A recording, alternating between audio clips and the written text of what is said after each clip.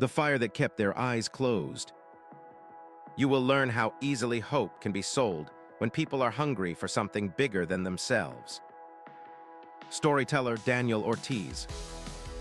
I want to tell you about a night in 2009 when I almost gave my wallet, my name, and my future to a man who promised the sky would turn green if we believed hard enough. I was 23, fresh out of college, and the economy had just collapsed. Jobs vanished like coins in a couch cushion. One evening, I wandered into a rented church hall because a flyer said, "Free soup and vision." The soup was thin, but the man at the front had a voice like warm caramel. He called himself Marshall True. No last name, just Brother Marshall. He wore a white shirt, jeans, and no shoes. Said the earth wanted us barefoot so we'd remember where we came from.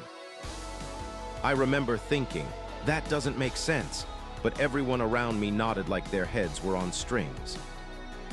So I nodded too. He spoke in circles that felt like spirals upward. We are the undefined, and the undefined cannot fail. He never explained what that meant. He just kept repeating it while his eyes moved from face to face, holding each gaze long enough to feel personal. When he asked for donations, people ran forward like kids to an ice cream truck. I gave $20, the last in my pocket, because the woman next to me pressed a jar into my hand and whispered, "He sees you."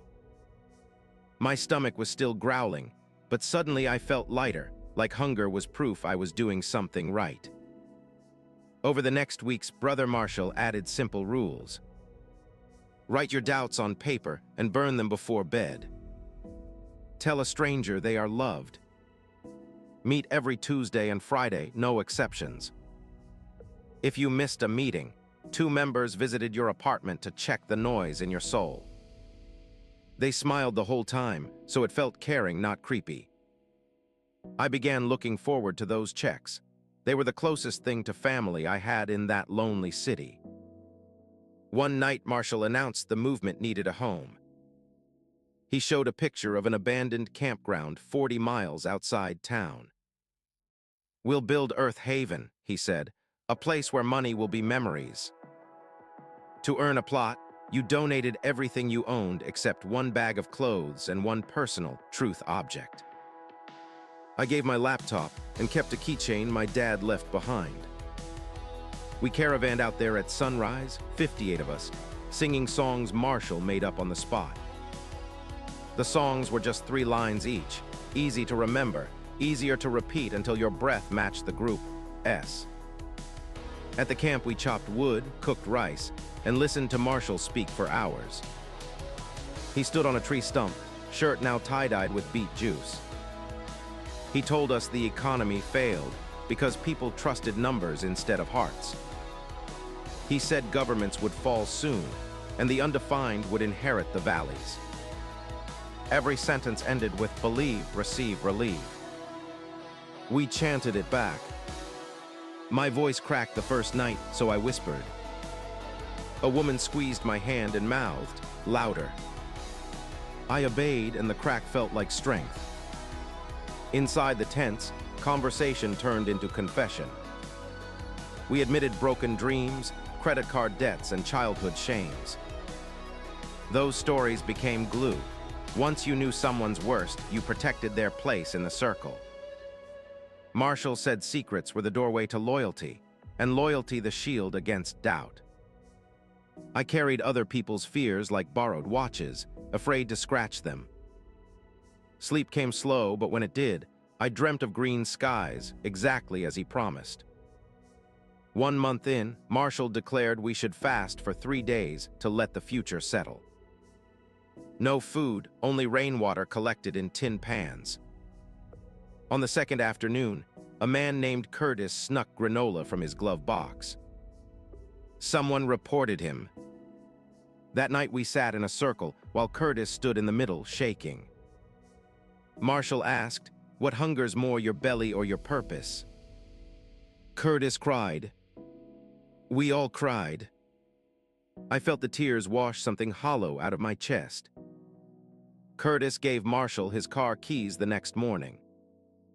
We watched him walk the length of the camp until he disappeared into the pines, barefoot, still crying. No one said goodbye. That silence felt holy, and I hated myself for thinking so. I would have stayed, maybe forever, but the fire happened. A spark from our communal fire pit caught the dry pine needles. Within minutes, the forest hissed like angry snakes. We formed buckets, but the smoke was thick and fast. I remember choking, thinking, this is the moment Marshall saves us and proves the prophecy. Instead, he ran to his cabin and came out with a single backpack. He shouted, "Meet at the valley crossroads. The earth will cleanse and rebuild." Then he drove off in the only working van, door sliding shut behind him. We stood stunned until a woman screamed her child was still in a tent. I ran, found the boy crouched under a bunk, carried him out with my lungs burning. Others joined. We formed a human chain, passing kids and elders toward the dirt road. By morning, the camp was ash, the sky orange, not green. No van returned.